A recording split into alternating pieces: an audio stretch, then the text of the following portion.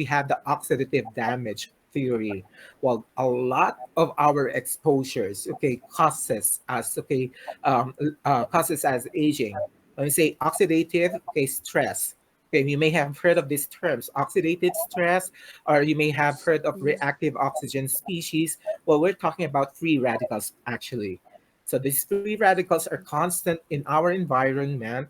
Then, okay, when we talk about free radicals, they have an unpaired electrons in their molecule. This actually happens inside a cell.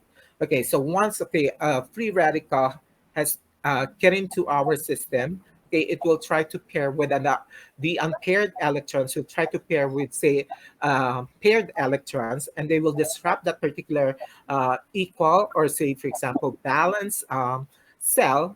And then later on, that becomes also unpaired, and they become also free radical. So once they have a lot of free radicals, okay, then you can have into ROS, or reactive oxygen species, that would later on be causing a lot of that would be detrimental to the cells.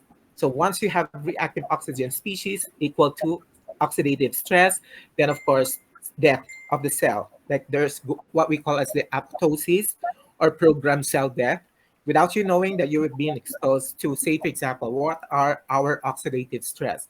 We're constantly using our phone. Then we have a lot of radiations every single day, every minute of the day. Okay, so then of course those radiations, even when we sleep, we would actually just place it on our bed, or say on our pillow. So then we are actually exposed even when we're sleeping. So a lot of ionic radiations. Okay, and then of course we have, okay, laptops, okay, the blenders that we use, they're all laden with frequencies and radio waves. Okay, those who are using the, of course, the hair dryer. Miss Dara, okay, let me just tell you, okay, when I met Miss Dara, okay, it's because of the particular product that we actually, what's that, the hair blower. Okay, that particular company actually doesn't have, okay, radiations on that. Okay, that's very good. Dyson. It's So are we Dyson, allowed to? Dr. Are we allowed to? James. Yes, exactly. Are we allowed to just be mentioning? Because I'm actually afraid that you might just charge me. Mm. No, no, Yes, no, no. yes, I remember. Because even that the blowers that are available can actually have some radiations, and then that later on that could cause you apoptosis. You were exposed, and then later on you would not be feeling it outright, but then of course later on the cells are dying. So hair cells dying. Okay, you're falling off of hairs, to say for example. So this is oxidative stress.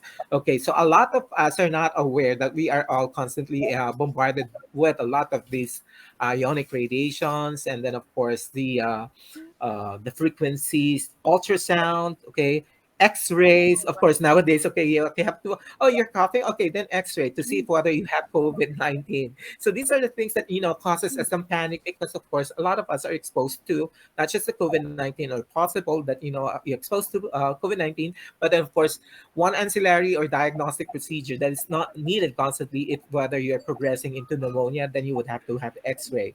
But of course, how many times should you be going for X-ray if when you turned negative for, say, the first first time that you had some symptoms, but then of course you had an X-ray, and then thereafter, if like, okay, you got exposed to another time, okay, then of course you might just have to do X-ray again. So that will be deleterious also, and that could cause you some aging also. And of course, I wonder if, like, okay, how old are these people in the laboratory? I mean, in the X-ray setup, or the laboratory. No, of course, if I would see, I would seem to actually be counting their age, because probably they're already of age. I mean, they were younger, but then of course they look so aged because of the constant exposure to the radiation.